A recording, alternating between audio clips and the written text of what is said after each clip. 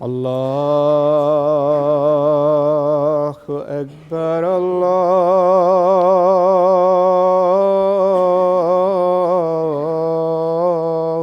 الله أكبر الله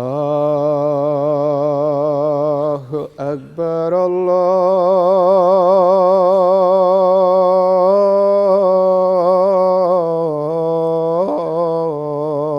الله أكبر. أشهد أن لا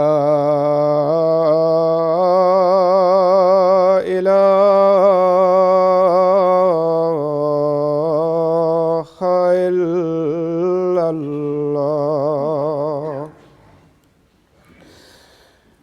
أشهد أن لا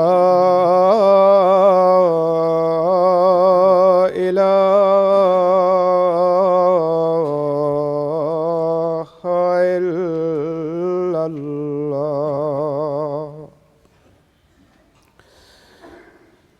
أشهد أن محمدًا رسول الله.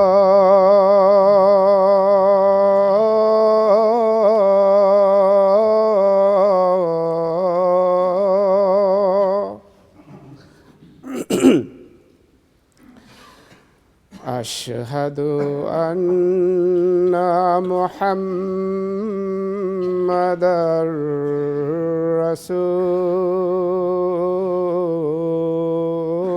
الله. حي على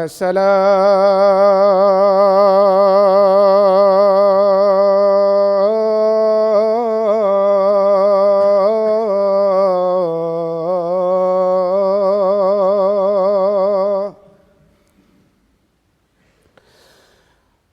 حي على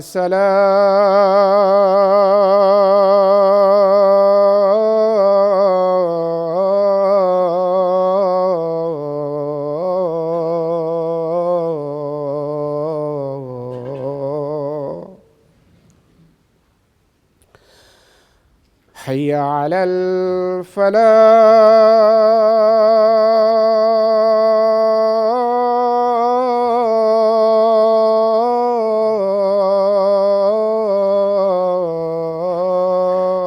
الفلاح.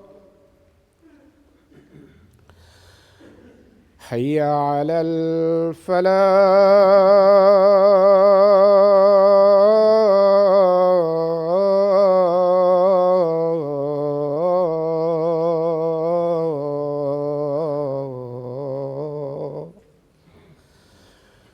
الله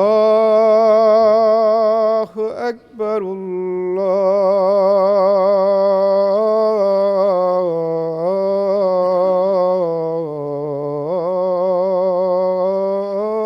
الله أكبر. لا إله إلا الله.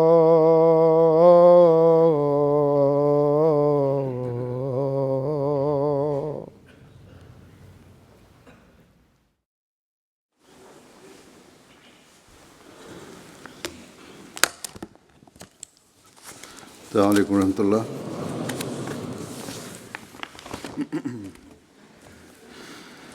أشهد أن لا إله إلا الله وحده لا شريك له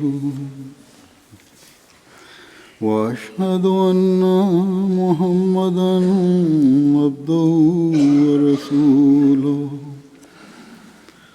أما بعد فأعوذ بالله من الشيطان الرجيم. بسم الله الرحمن الرحيم. الحمد لله رب العالمين الرحمن الرحيم مالك يوم الدين إياك نعبد وإياك نستعين اهدنا الصراط المستقيم صراط الذين أنعمت عليهم غير المغضوب عليهم ولا الضالين.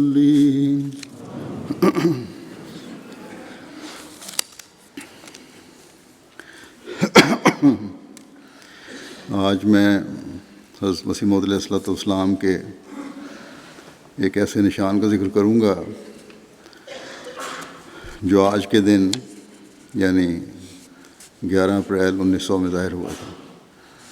یہ نشان یا عمل میں ایسا کہہ سکتے ہیں. یہ نشان آپ کا عربی زبان میں خطبہ ہے جو خاص تائید الہی سے آپ کی زبان پر جاری ہوا، بلکہ الہامی تھا. یہ ایک ایسا نشان تھا جو الہامی تھا، اس لیے اس کا نام خطبہ الہامیہ رکھا گیا. اس الہامی خطبے اور اس الہامی کیفیت کو 200 کے قریب لوگوں نے سنا اور دیکھا. اس وقت مجھے بھی کسی نے اس طرح توجہ دلائی کہ آج کے دن کی مناسبت سے، جبکہ آج جمعہ بھی ہے، حضرت مسیح موعود علیہ الصلوۃ والسلام کے اس عظیم الشان نشان کو بیان کروں.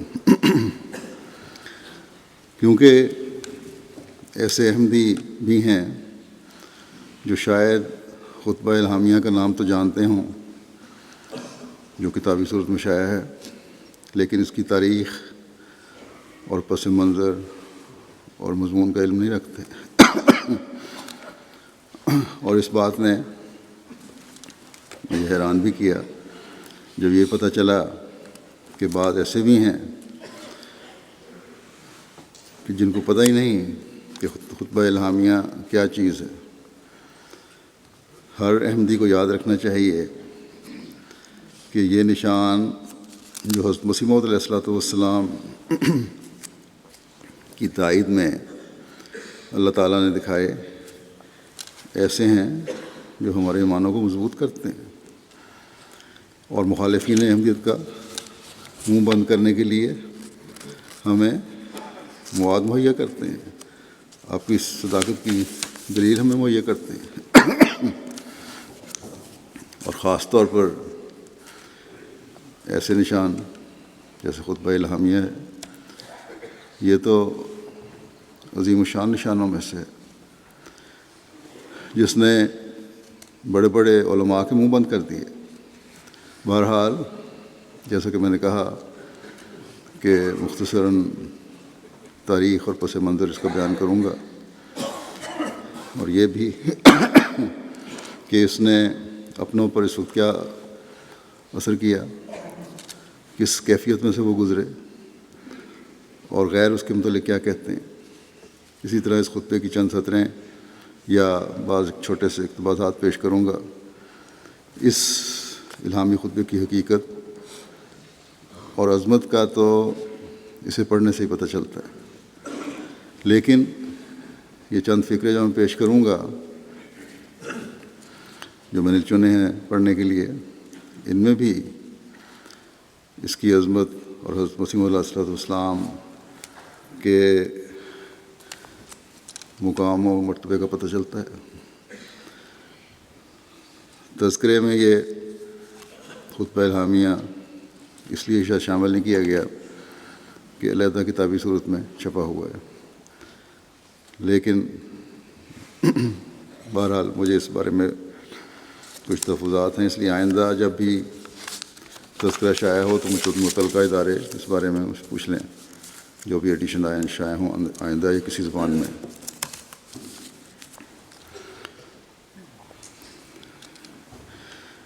اس کا پس منظر یہ ہے خطبہ الہامیہ کا کہ جو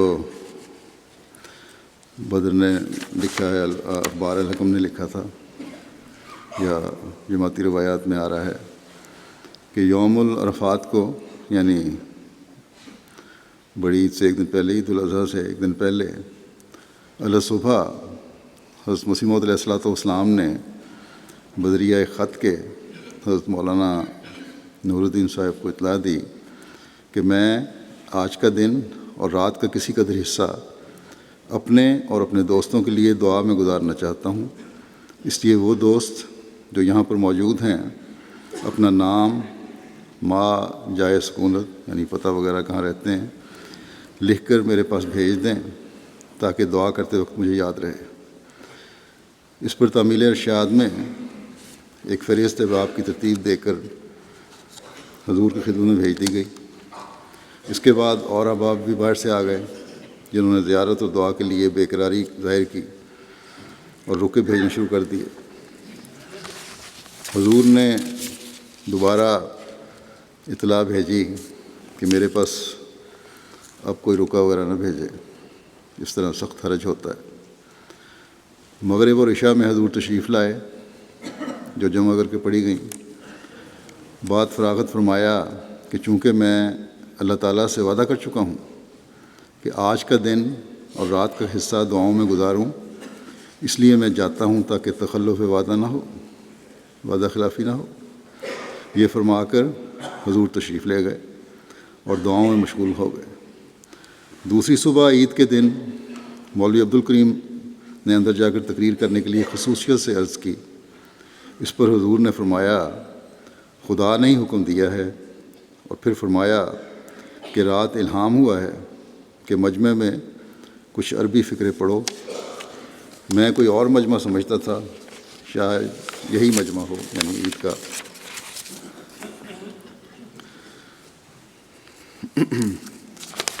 پھر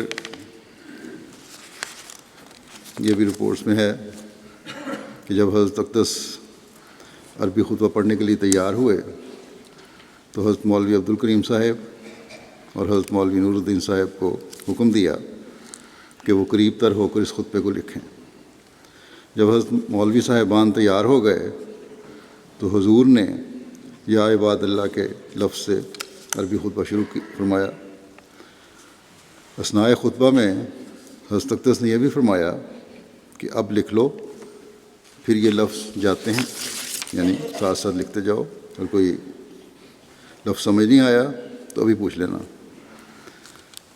جب حضرت اقدس خطبہ پڑھ کر بیٹھ گئے تو اکثر احباب کی درخواست پر مولانا مولوی عبدالکریم صاحب اس کا ترجمہ سنانے کے لیے کھڑے ہوئے۔ اس سے پیشتر کہ مولانا موصوف ترجمہ سنائیں، حضرت اقدس نے فرمایا کہ اس خطبے کو کل عرفہ کے دن اور عید کی رات میں جو میں نے دعائیں کی ہیں ان کی قبولیت کے نشان رکھا گیا تھا کہ اگر میں خطبہ عربی زبان میں ارتجالاً پڑھ گیا تو وہ ساری دعائیں قبول سمجھی جائیں گی۔ الحمدللہ کہ وہ ساری دعائیں بھی خدا تعالیٰ کے وعدے کے موافق قبول ہو گئیں، یہ آپ نے فرمایا۔ اور ابھی پھر ترجمہ اس کا شروع ہوا اردو میں۔ ابھی مولانا عبدالکریم صاحب ترجمہ سنا رہے تھے کہ حضرت اقدس علیہ السلام فرتے جوش کے ساتھ سجدہ شکر میں جا پڑے۔ حضور کے ساتھ تمام حاضرین نے سجدہ شکر ادا کیا۔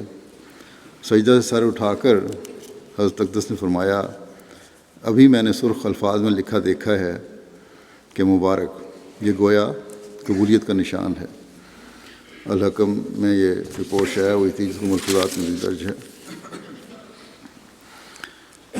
حضرت مسیح موعود علیہ السلام اپنی کتاب نزول المسیح میں فرماتے ہیں، تحریر فرماتے ہیں کہ عید اضحیٰ کی صبح کو مجھے الہام ہوا کہ کچھ عربی میں بولو، چنانچہ بہت احباب کو اس بات سے اطلاع دی گئی، اور اس سے پہلے میں نے کبھی عربی زبان میں کوئی تقریر نہیں کی تھی، لیکن اس دن میں عید کا خطبہ عربی زبان میں پڑھنے کے لیے کھڑا ہوا تو اللہ تعالیٰ نے ایک بلیغ، فصیح، پرمعانی کلام عربی میں میری زبان میں جاری کیا جو خطبہ الہامیہ میں درج ہے۔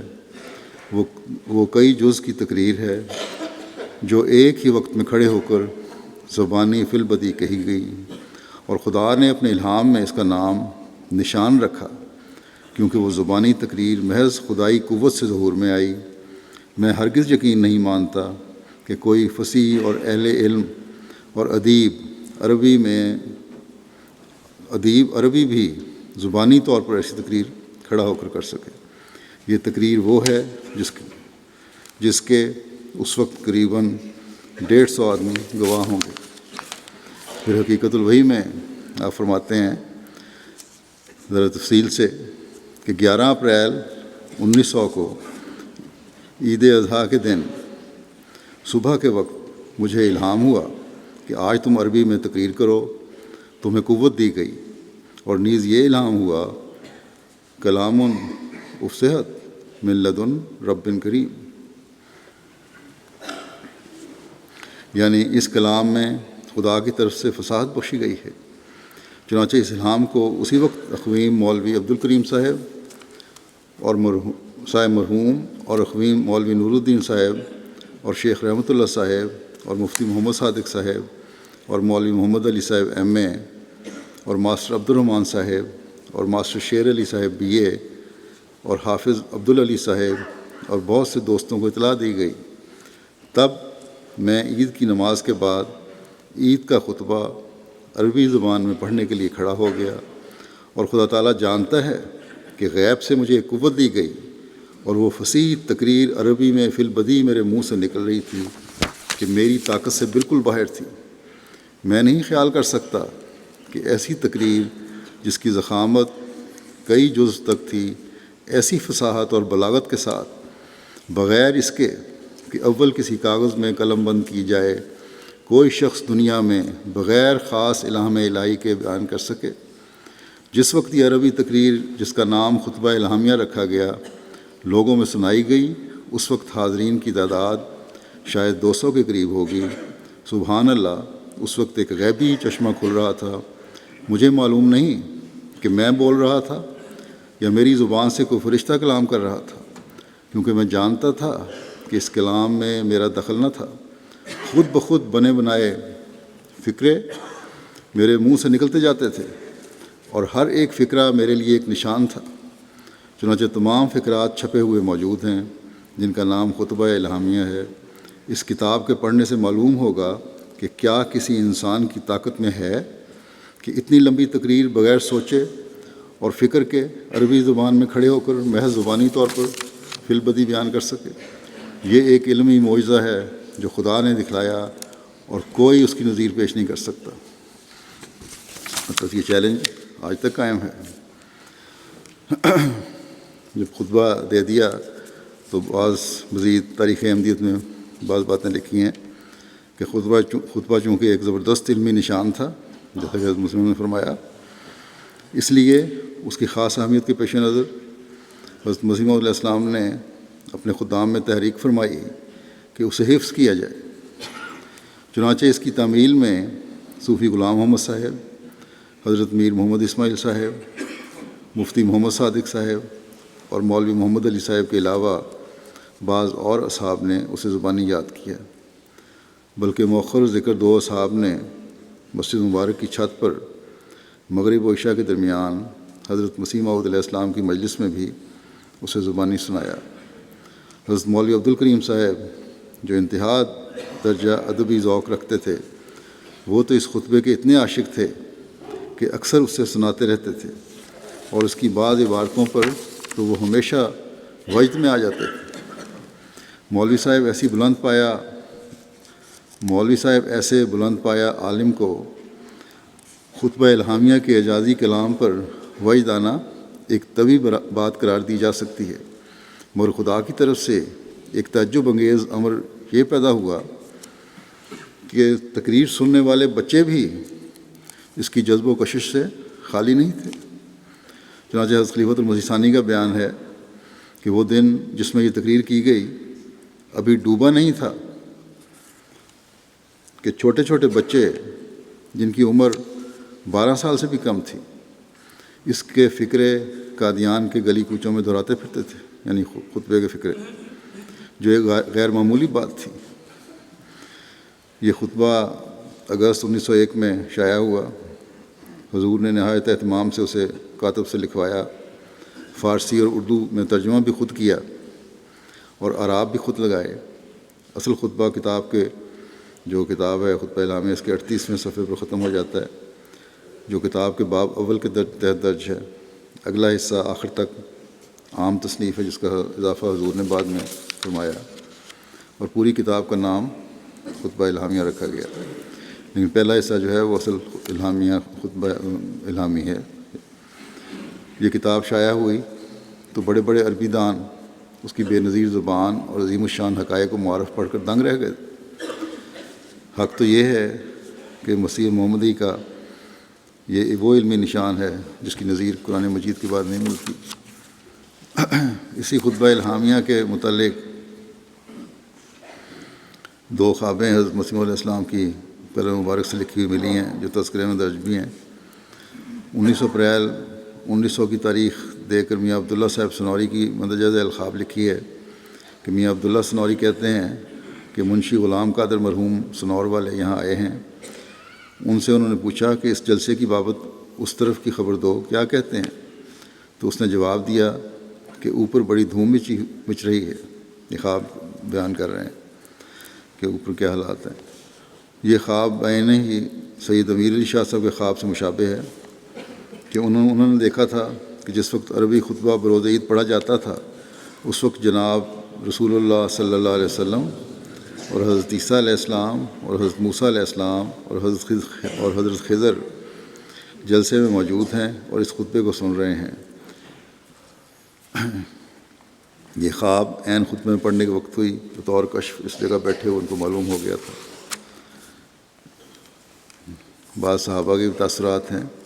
حضرت حافظ عبدالعلی صاحب بیان فرماتے ہیں کہ میں بوقت خطبہ الہامیہ موجود تھا۔ حضور کی آواز اس وقت بدلی ہوئی تھی۔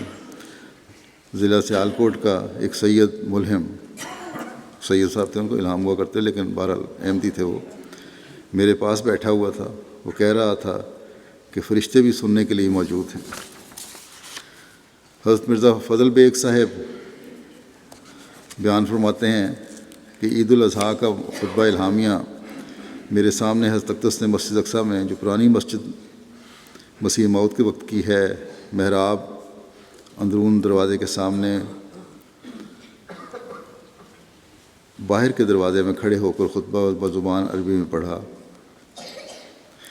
حضرت یعنی جو برآمدے کی ڈاٹ تھی یا در تھا، اس کے اوپر کھڑے ہو کے حضور ہر لفظ کو 3 بار دہراتے تھے، اور مولوی حاجی خلیفہ المسیح اول اور مولوی عبدالکریم صاحب، یہ ہر 2 صاحب کتابت کرتے تھے اور حضور سے دریافت کرتے تھے کہ لفظ سین سے ہے یا ثے سے ہے، عین سے یا الف سے ہے، یعنی لفظ پوچھے بھی جاتے تھے۔ غرضی کے مولوی صاحبان خود اپنی اصلاح کے دریافت کرتے تھے۔ حضرت اس کی تصحیح فرماتے تھے۔ پھر ختم ہونے پر حضور نے مولوی عبدالکریم صاحب کو فرمایا کہ آپ ترجمہ کر کے پبلک کو سنا دیں۔ چنانچہ مولوی صاحب نے ترجمہ سنایا اور پھر سجدہ شکر مسجد میں ادا کیا گیا۔ یہ اس دوران میں کیا گیا تھا۔ حضرت مولانا شیر علی صاحب فرماتے ہیں کہ اس عید کا خطبہ الہامیہ حضرت صاحب نے پڑھایا۔ یوم الحج کی صبح کو حضرت مسیح موعود نے حضرت مولوی صاحب کو پیغام بھیجا یا خط لکھا کہ جتنے لوگ یہاں موجود ہیں ان کے نام لکھ کر میرے پاس بھیج دیں تا میں ان کے لیے دعا کروں۔ حضرت مولوی صاحب نے موجود احباب کو تعلیم الاسلام اسکول میں جمع کیا۔ تعلیم الاسلام ان دنوں مدرسہ احمدیہ کی جگہ میں تھا، اور لوگوں کے ناموں کی فہرست تیار کروائی اور حضرت صاحب کی خدمت میں بھیجی۔ حضرت صاحب نے اپنے دالان کے دروازے بند کر کے دعائیں فرمائیں۔ بعض لوگ جو پیچھے آتے تھے بند دروازے میں سے اپنے رخ کے اندر پہنچاتے تھے۔ اس دن صبح کو حضرت مسیح موعود عید کے لیے نکلے۔ مسجد مبارک کی سیڑھیوں سے تو آپ نے فرمایا کہ رات کو مجھے الہام ہوا ہے کہ کچھ کلمات عربی میں کہو۔ اس لیے حضرت مولوی عبدالکریم صاحب اور حضرت مولوی نور الدین صاحب دونوں کو پیغام بھیجا کہ وہ کاغذ اور قلم دوات لے کر آویں، کیونکہ عربی میں کچھ کلمات پڑھنے کا الہام ہوا ہے۔ نماز مولوی عبدالکریم صاحب نے پڑھائی اور مسیح موعود نے پھر اردو میں خطبہ فرمایا، غالباً کرسی پر بیٹھ کر۔ اردو خطبے کے بعد آپ نے عربی میں آپ نے عربی خطبہ پڑھنا شروع کیا کرسی پر بیٹھ کر۔ اس وقت آپ پر ایک خاص حالت طاری تھی، آنکھیں بند تھیں، ہر جملے میں پہلی آواز اونچی تھی پھر دھیمی ہو جاتی تھی۔ سامنے بائیں طرف حضرت مولوی صاحبان لکھ رہے تھے۔ ایک لفظ دونوں میں سے ایک نے نہ سنا، اس لیے پوچھا تو حضرت نے وہ لفظ بتایا اور پھر فرمایا کہ جو لفظ سنائی نہ دے وہ ابھی پوچھ لینا چاہیے، کیونکہ ممکن ہے مجھے بھی یاد نہ رہے۔ آپ نے فرمایا کہ جب تک اوپر سے سلسلہ جاری رہا میں بولتا رہا، اور جب ختم ہو گیا بس کر دی۔ پھر حضرت صاحب نے اس کے لکھوانے کا خاص اہتمام کیا اور خود ہی اس کا دو زبانوں فارسی اور اردو میں ترجمہ کیا، اور یہ تحریک بھی فرمائی کہ اس کو لوگ یاد کر لیں جس طرح قرآن مجید یاد کیا جاتا ہے۔ چنانچہ حضرت مفتی محمد صادق صاحب اور مولوی محمد علی صاحب نے اس کو یاد کر کے مسجد مبارک میں باقاعدہ حضرت صاحب کو سنایا۔ اس کے بعد میرے بھائی حافظ عبداللہ صاحب نے حضرت مولوی صاحب سے اس کے متعلق پوچھا۔ مولوی صاحب نے جواب دیا کہ ہم جانتے ہیں کہ یہ حضرت صاحب کی طاقت سے بالا ہے۔ ان کے اس جواب سے یہ مطلب تھا کہ یہ خدا کا کلام ہے، حضرت صاحب کا نہیں۔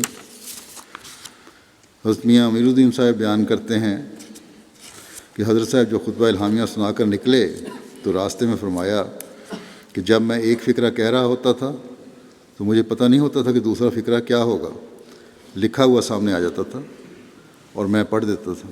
حضور بہت ٹھہر ٹھہر کر اور آہستہ آہستہ پڑھ رہے تھے۔ حضرت مولوی عبداللہ صاحب بطالوی تحریر فرماتے ہیں کہ سید عبداللہ صاحب جو عرب سے آ کر بہت دنوں تک قادیان میں بغرض تحقیق ٹھہرے، اور بعد میں انہوں نے حضرت مسیح علیہ السلام کی بیعت کی۔ انہوں نے خاکسار سے اپنی بیعت کرنے کا حال اس طرح بیان کیا تھا، فرمایا کہ میں حضرت مسیح علیہ السلام کی فصیح و بلیغ تصانیف کو پڑھ کر اس بات کا دل ہی سے قائل ہو گیا تھا کہ ایسا کلام سوائے تائید الہی کے اور کوئی لکھ نہیں سکتا، لیکن یہ مجھے یقین نہیں آتا تھا کہ یہ کلام خود حضرت مسیح علیہ السلام کا ہے، اگرچہ مجھے حضرت مولوی نور الدین صاحب اور دیگر علماء اس بات کا یقین دلاتے اور شہادت دیتے تھے، لیکن میرے شبے کو ان کا بیان دور نہ کر سکا، اور میں نے مختلف طریقوں سے اس بات کا ثبوت مہیا کرنا شروع کر دیا کہ آیا واقعی یہ حضرت مسیح علیہ السلام کا اپنا ہی کلام ہے اور کسی دوسرے کی امداد اس میں شامل نہیں۔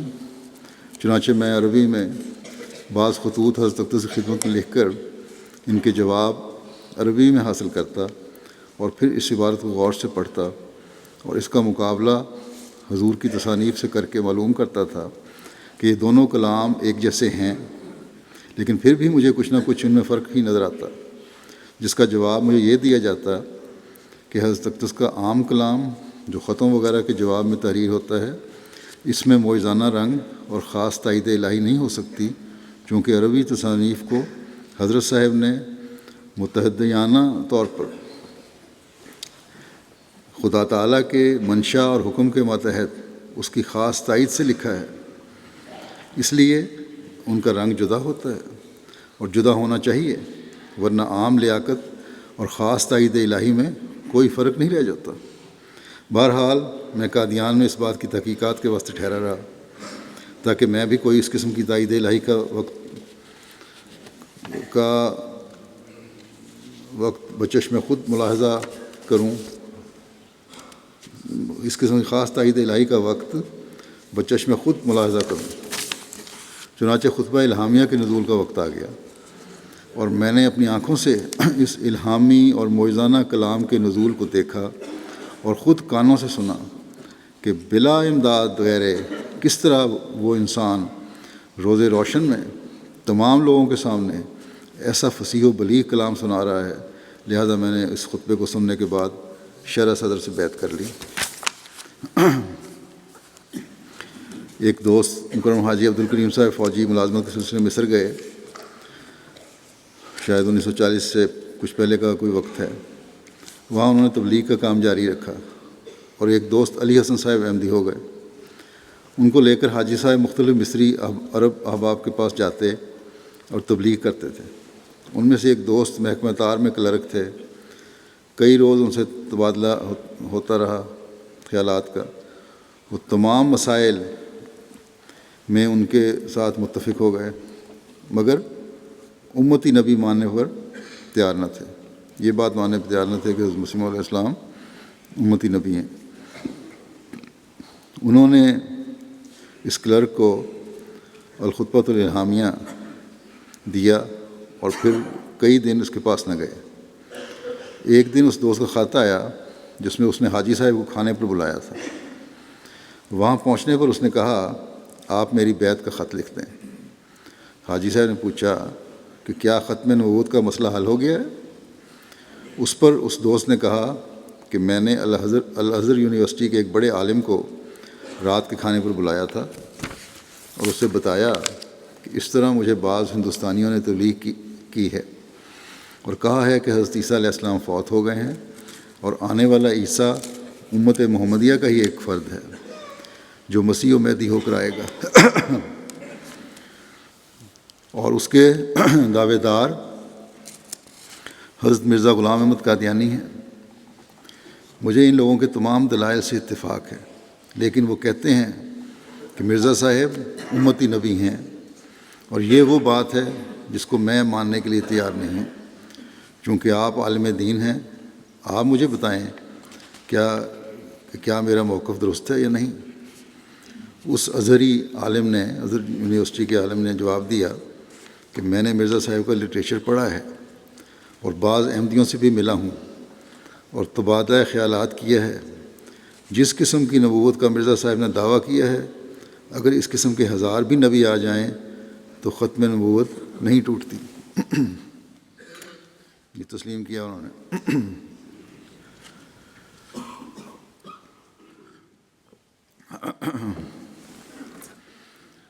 کہتے ہیں اس پر میں نے انہوں نے کہا کہ دیکھو اب میں احمدیہ جماعت میں داخل ہو جاؤں گا اور قیامت والے دن تم اس کے ذمہ دار ہو گئے۔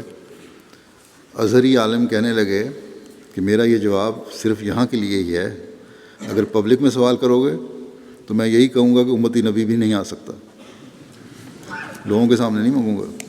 ہاں اگر آپ جماعت احمدیہ میں شامل ہونا چاہیں تو بے شک میری ذمہ داری پر داخل ہو جائیں۔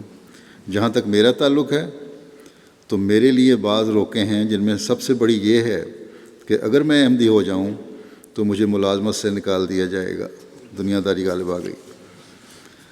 یہ مصری دوست کہتے ہیں کہ جب میں نے ازہری عالم سے یہ بات سنی تو فوراً جماعت میں داخل ہونے کا مصمم ارادہ کر لیا اور خطبہ الہامیہ پڑھنا شروع کر دیا اور ختم کر کے سویا۔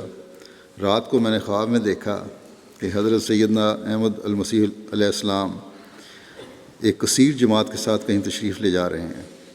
میں نے دریافت کیا کہ حضور یہ کون لوگ ہیں اور انہیں آپ کہاں لے کے جا رہے ہیں؟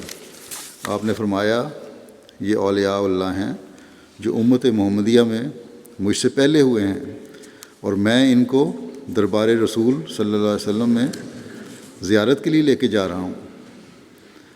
میں خاتم الاولیاء ہوں، میرے بعد کوئی ولی نہیں مگر وہی جو میری جماعت میں سے ہو، اور حضرت صلی اللہ علیہ وسلم کے بعد کوئی نبی نہیں مگر وہی جو امتی نبی ہو جیسے میں ہوں۔ جب میں بیدار ہوا تو میرے لیے مسئلہ ختم نبوت حل ہو چکا تھا اور میں بہت خوش تھا۔ حاجی عبدالکریم صاحب کہتے ہیں کہ میں نے ان کا یہ واقعہ اور بیعت فارم پور کر کے قادیان روانہ کر دیا۔ اس وقت ایک صاحب تھے بڑے عالم، چوٹی کے، شیخ عبد القادر المغربی، حضرت سید ولی اللہ شاہ صاحب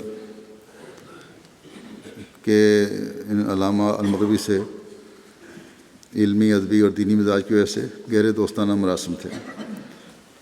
آپ کی ان سے پہلی ملاقات 1916 میں ہوئی تھی۔ ایک دفعہ علامہ المغربی نے حضرت سید ولی اللہ شاہ صاحب کو کہا کہ آئیے ہم دونوں تصویر بنائیں، اور دوستی کا اقرار قرآن مجید پر ہاتھ رکھتے ہوئے کیا۔ اسی دوستی کی وجہ سے حضرت مسلم موعود رضی اللہ عنہ جب دمشق گئے ہیں تو مولوی عبد القادر صاحب بھی آپ سے ملنے آ گئے اور بہت سے سوالات کیے آپ سے، اور جب حضرت مسلم موعود نے جواب دیے تو یہ پھر انہوں نے کہہ دیا، کیونکہ علامہ تھے، ضد بھی تھی، کہ ہم لوگ عرب ہیں، اہل زبان ہیں، قرآن مجید کو خوب سمجھتے ہیں، ہم سے بڑھ کر کون قرآن کو سمجھے گا؟ اس پہ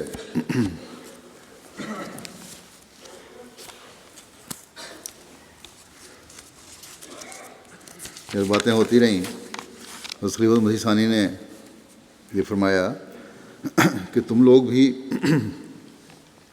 اسی طرح سے لغت کے محتاج ہو جس طرح سے ہم ہیں۔ قرآن خدا نے ہمیں سکھایا ہے اور سمجھایا ہے، اور ہماری زبان باوجود یہ کہ ہم لوگ اردو میں گفتگو کرنے کا محاورہ رکھتے ہیں اور عربی میں بولنے کا ہمیں موقع نہیں ملتا، تم سے زیادہ فصیح اور بلیغ ہے، وغیرہ وغیرہ۔ حضور نے بڑے جوش سے عربی میں ایسی فصیح گفتگو فرمائی کہ پاس بیٹھے ایک سید صاحب بھی مولوی عبدالقادر کی طرف متوجہ ہو کر کہنے لگے کہ واقعہ میں ان کی زبان ہم لوگوں سے زیادہ فصیح ہے۔ اس پر مولوی عبدالقادر نے کچھ نرمی اختیار کی اور پھر ادب سے گفتگو کرنے لگے۔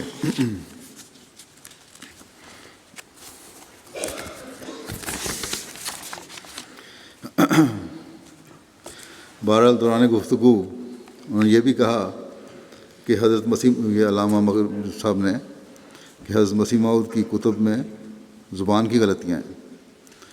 اس کا بھی جواب حضرت خلیفہ ثانی نے دیا، فرمایا کہ تم میں اگر طاقت ہے تو اب بھی ان اغلاط کا اعلان کر دو یا ان کتب کا جواب لکھ کر شائع کر دو، مگر یاد رکھو کہ تم ہرگز نہ کر سکو گے۔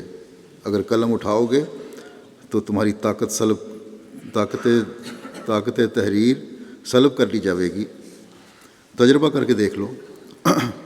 ان باتوں پر اب اس نے منت سمائی شروع کی کہ آپ ان دعووں کو عرب، مصر اور شام میں نہ پھیلائیں، اس سے اختلاف بڑھتا ہے اور اختلاف اس وقت ہمارے لیے سخت نقصان دہ ہے۔ وہابیوں نے پہلے ہی سخت صدمہ پہنچایا ہوا ہے۔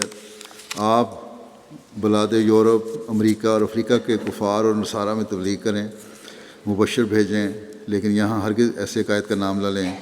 خدا کے واسطے انا ارجوکم یا سیدی، کبھی بوسہ دے کر، کبھی ہاتھوں کو لپیٹ کر، غرض ہر رنگ میں بار بار محنت کرتا تھا کہ خدا کے واسطے اس علاقے میں، ان علاقہ جات میں حضرت مسیح علیہ السلام کی تعلیمات کا اعلان نہ کریں اور نہ مبلغ بھیجیں، وغیرہ وغیرہ۔ پھر کہنے لگے کہ ہم جانتے ہیں کہ وہ اچھے آدمی تھے، اسلام کے لیے غیرت رکھتے تھے، مگر ان کی نبوت اور رسالت کو ہم تسلیم نہیں کر سکتے، صرف لا الہ الا اللہ پر لوگوں کو جمع کریں۔ خیر، ان باتوں کا جواب حضرت خلیفہ مسیح ثانی نے دیا بڑے پرشوکت الفاظ میں، لہجے میں، کہ اگر یہ منصوبہ ہمارا ہوتا تو ہم چھوڑ دیتے، مگر یہ خدا کا حکم ہے، اس میں ہمارا اور سیدنا احمد کا کوئی دخل نہیں، خدا کا یہ حکم ہے، ہم پہنچائیں گے اور ضرور پہنچائیں گے۔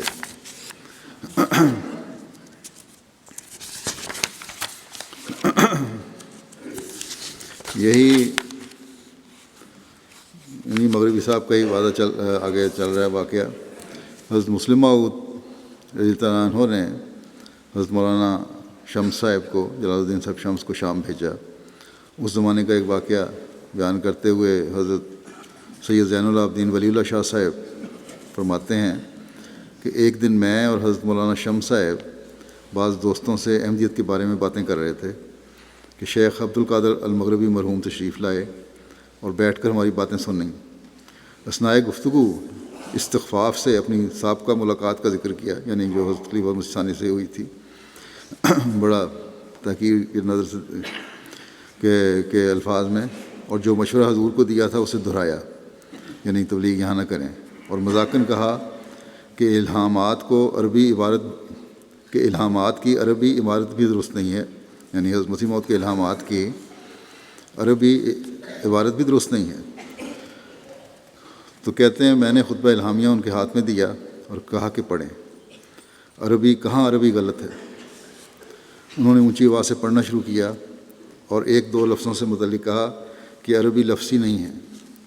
تو مولانا شمس صاحب نے وہاں بیٹھے ہوئے، انہوں نے تاج العروس عربی کی ایک لغت ہے، الماری سے نکالی اور وہ لفظ نکال کر دکھائے۔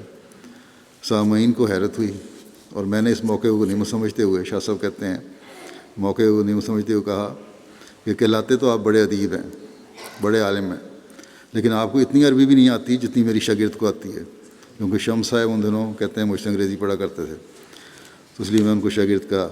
اس پر انہیں بڑا غصہ آیا اور یہ کہتے ہوئے اٹھے اور کمرے سے باہر چلے گئے کہ میں تمہیں دیکھ لوں گا اور کل بتاؤں گا تمہیں کیا ہوتا ہے۔ خیر شاہ صاحب کہتے ہیں میں نے دیکھا کہ جو لوگ بیٹھے ہوئے ہیں ان پہ وہ کچھ متاثر ہیں میری باتوں سے، تو ان کو بھی میں نے کہا کہ ہم دونوں اکٹھے رہے ہیں، میں بھی وہاں پڑھایا کرتا تھا، اور ان کو علامہ صاحب کو خطبہ اعلامیہ پڑھ کر ایسی رائے کا اظہار نہیں کرنا چاہیے تھا، بجائے اس کے حق بات ان کو مان لینی چاہیے تھی۔ خیر یہ دوستوں باتیں ہوتی رہیں۔ دوسرے دن کہتے ہیں صبح سویرے شمس صاحب نے مجھے کہا کہ حضرت خلیفہ مسیح ثانی نے آپ کو کہا تھا کہ عبد القادر المغربی سے بگاڑ نہیں پیدا کرنا، تعلقات رکھیں، تو آپ نے تو ان کو ناراض کر دیا۔ تو میں نے کہا فکر نہ کرو، ٹھیک کر لیں گے۔ دوسرے دن ہم صبح سویرے دونوں ان کے مکان پر گئے علامہ صاحب کے، دروازہ کھٹکھٹایا تو مغربی صاحب تشریف لے آئے اور آتے ہی مجھ سے بغل گیر ہو گئے اور مجھے بوسہ دیا اور کہا کہ میں آپ سے معافی مانگتا ہوں، میں آپ کی طرف آنا ہی چاہتا تھا، اندر تشریف لے آئیں، قہوہ پئیں اور میں آپ کو دکھاؤں کہ میری رات کیسے گزری۔ ہم اندر گئے تو انہوں نے رسالہ الحقائق عن الحمدیہ، یہ حضرت ولی اللہ شاہ صاحب کی تالیف تھی، کی طرف اشارہ کیا اور کہا یہ رسالہ میرے ہاتھ میں تھا اور پختہ ارادہ کیا کہ اس رسالے کا رد شائع کروں۔ میں نے حدیث اور تفاسیر کی کتب جو میرے پاس تھیں وہ میز پر رکھ لیں اور عشاء کی نماز پڑھ کر رد لکھنا شروع کر دیا۔ ادھر سے رسالہ پڑھتا اور رد لکھنے کے لیے کتابیں دیکھتا، ایک رد لکھتا اس میں تکلف معلوم ہوتا اسے پھاڑ دیتا، ایک اور رد لکھتا اسے بھی پھاڑ دیتا، اسی طرح رات گزر گئی۔ بیوی نے بھی کہا اب کیا ہو گیا تمہیں، واپس آ جاؤ، سو جاؤ۔ کہتے ہیں کہ میں آخر صبح اذان ہو گئی فجر کی اور میں کچھ نہیں لکھ سکا، ہر بات جو میں لکھتا تھا مجھے لگتی تھی یہ تو غلط ہو گئی، اور وہ جماعت کا لٹریچر جو سایہ حضرت مسیح موعود علیہ السلام کے تحریرات پر ہی بنیاد رکھتا ہے۔ تو اس کے بعد وہ ان کو کہنے لگے شاہ صاحب کو کہ میں آپ سے وعدہ کرتا ہوں کہ اب ایک کلمہ مخالفت کا مجھ سے آپ نہیں سنیں گے، آپ کے خیالات سراسر اسلامی ہیں اور آپ آزادی سے تبلیغ کریں، اور پوچھنے والوں سے میں آپ کے حق میں اچھی بات ہی کہوں گا، لیکن میں آپ کے فرقے میں داخل نہیں ہوں گا۔ آخر دم تک وہ جماعت کی تعریف کرتے رہے۔ اب میں خطبہ الہامیہ کے بعض اقتباسات پیش کرتا ہوں جس سے جیسے کہ میں نے کہا اس کی عظمت کا کچھ اندازہ ہوتا ہے، اصل تو کچھ خود پورا پڑھیں گے تو پتہ لگے گا۔ حضرت مسیح موعود علیہ السلام فرماتے ہیں عربی میں ایھا الناس انی انا المسیح المحمدی و انی انا احمد المہدی و ان ربی معائی الی یوم لہدی من یوم مہدی و انی اوتیتو زرامن اکالا و مان زلالا و انا کوکب یمانی و وابل روحانی ایذائی سنان مضرب و دعائی دواء مجرب اری قومن جلالا و قومن آخرین جمالا و بیدی حربت ابید بہا عادات ظلم و ذنوب و فی الاخری شربت اعید بہا حیات القلوب۔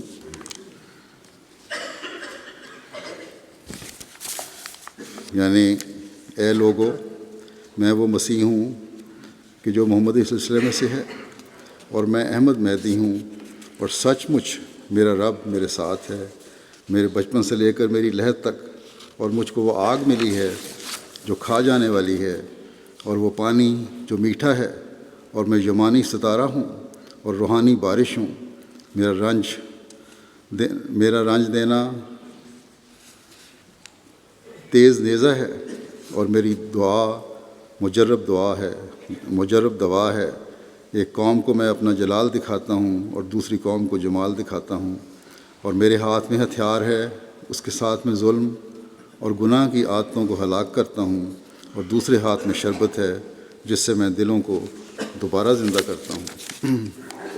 پھر آپ فرماتے ہیں ایھا الناس قوموا للہ ضرافات و فرادہ ثم اتقوا اللہ وفکروا کالذی ما بخل وما عاد الیس ھذا الوقت وقت رحم اللہ علی العباد و وقت دفع شر و تدارک عطش الاقباد الیس سیل الشر قد بلغ انتہاء و ذیل الجہل طول جاء و فسد الملک کلو و شکر ابلیس جہلا فاشکروا اللہ الذی تذکرکم و تذکر دینکم وما اضاء و اسما حرسکم و زرعکم و لعاء و انزل المطر و اکمل ابزاء و بعث مسیحہ لدفع الضرر و مہدیہ لإفاضات الخیر وادخلکم فی زمان امامکم بعد زمان الغیر. کہ اے لوگو، خدا کے لیے تم سب کے سب یا اکیلے اکیلے خدا کا خوف کر کے اس آدمی کی طرح سوچو جو نہ بخل کرتا ہے اور نہ دشمنی. کیا یہ وہ زمانہ نہیں کہ خدا بندوں پر رحم کرے؟ اور کیا یہ وہ زمانہ نہیں کہ بدی کو دفع کیا جائے اور جگروں کی پیاس کا می برسانے سے تدارک کیا جائے؟ کیا بدی کا سیلاب اپنی انتہا کو نہیں پہنچا اور جہالت کے دامن نے اپنے کناروں کو نہیں پھیلایا اور ملک فاسد ہو گیا اور شیطان نے جاہلوں کا شکریہ ادا کیا؟ بس اس خدا کا شکر کرو جس نے تم کو یاد کیا اور تمہارے دین کو یاد کیا اور ضائع ہونے سے محفوظ رکھا اور تمہارے بوئے ہوئے کو اور تمہاری زراعت کو آفتوں سے بچایا اور میںہ نازل فرمایا اور اس کے سرمایے کو کامل کیا اور اپنے مسیح کو ضرر کے دور کرنے کے لیے اور اپنے مہدی کو خیر اور نفع پہنچانے کے لیے بھیجا اور تمہیں تمہارے امام کے زمانے میں غیر کے زمانے کے بعد داخل کیا. پھر آپ فرماتے ہیں علی مکامل و انی علی مکامل ختم من الولایا کما کانا سیدی المصطفیٰ علی مکامل ختم من النبوہ و انہ خاتم الانبیاء و انا خاتم الاولیاء لا ولی بعدی الا الذی ہوا منی وعلی عہدی و انی ارسلت من ربی بکل قوت و برکت و عزہ و انا قدمی ہذہ علی منارۃ ختم علیہا کل رفع واتقوا اللہ ایھا الفتیان وعرفونی واطیعونی ولا تموتوا بالعصیان وقد قرب الزمان وحان ان تسأل کل نفس وتدان. میں ولایت کے سلسلے کو ختم کرنے والا ہوں جیسا کہ ہمارے سید حضرت صلی اللہ علیہ وسلم نبوت کے سلسلے کو ختم کرنے والے تھے اور وہ خاتم الانبیاء ہیں اور میں خاتم الاولیاء ہوں.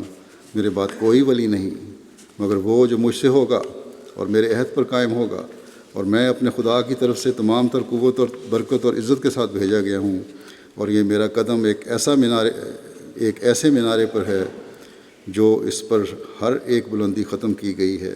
بس خدا سے ڈرو اے جوان مردو اور مجھے پہچانو اور نافرمانی مت کرو اور نافرمانی پر مت مرو. اور زمانہ نزدیک آ گیا ہے اور وقت نزدیک ہے کہ ہر ایک جان اپنے کاموں سے پوچھی جائے اور بدلہ دی جائے.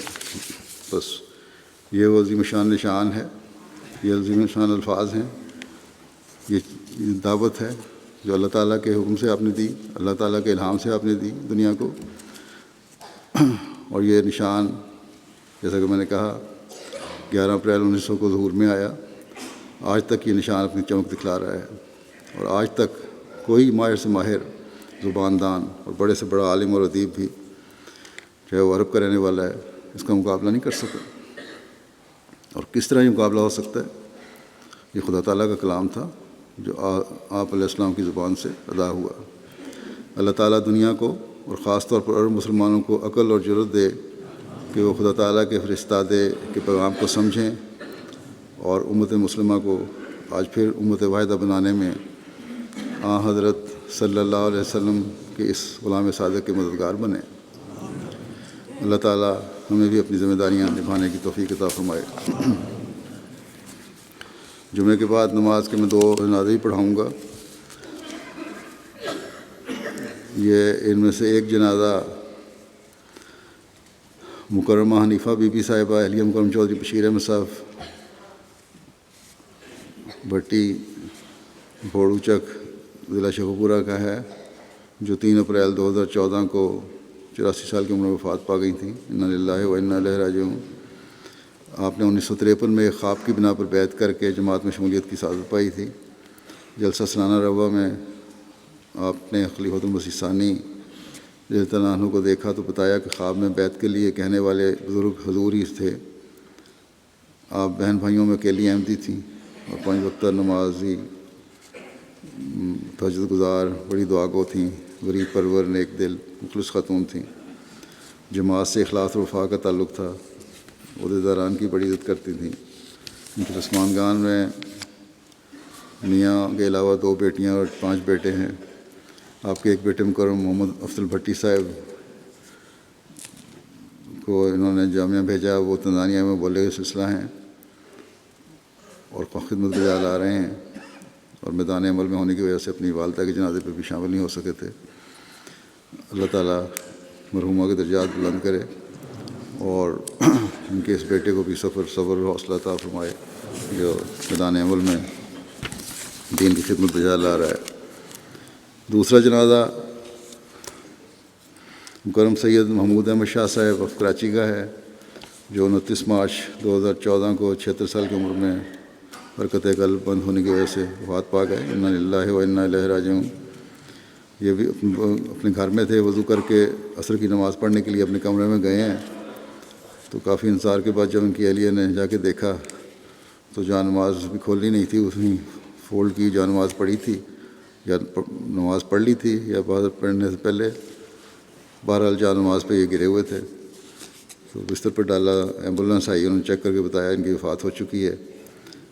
آپ حضرت سید نادر حسین شاہ صاحب صحابی حضرت مسیح علیہ السلام کے بیٹے، اور مکرم عبداللہ شاہ صاحب جو خلیفہ مسیح رابع کے خالازاد بھائی تھے، ان کے داماد تھے، نہایت شفیق، حلیم، نیک، دعا گو، نظام جماعت اور خلافت سے بے انتہا محبت تعلق رکھنے والے، جماعتی کاموں میں مختلف ذمہ داریوں پر طویل عرصے تک ان کو خدمت بجا لانے کی توفیق ملی۔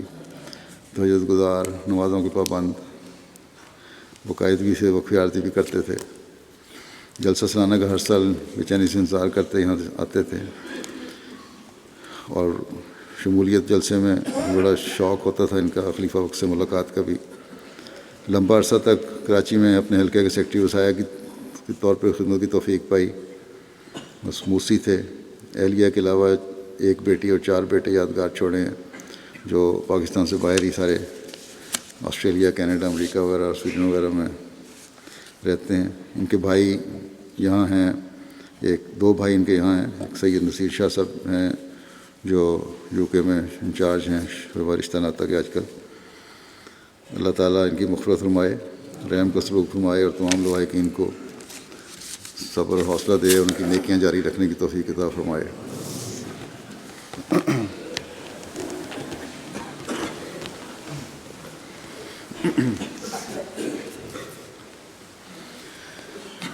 الحمد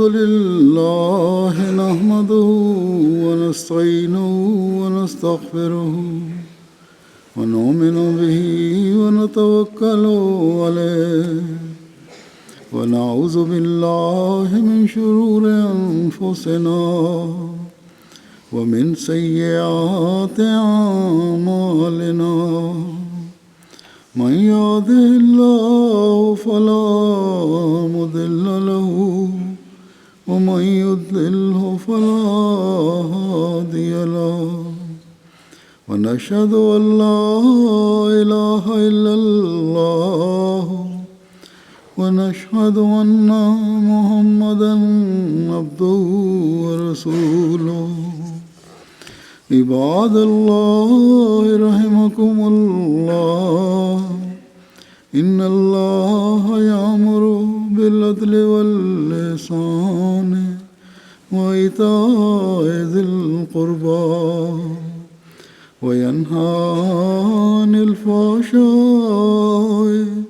والمنكر والبغي يعظكم لعلكم تذكرون اذكروا الله يذكركم وادعوه يستجب لكم ولذكر الله أكبر.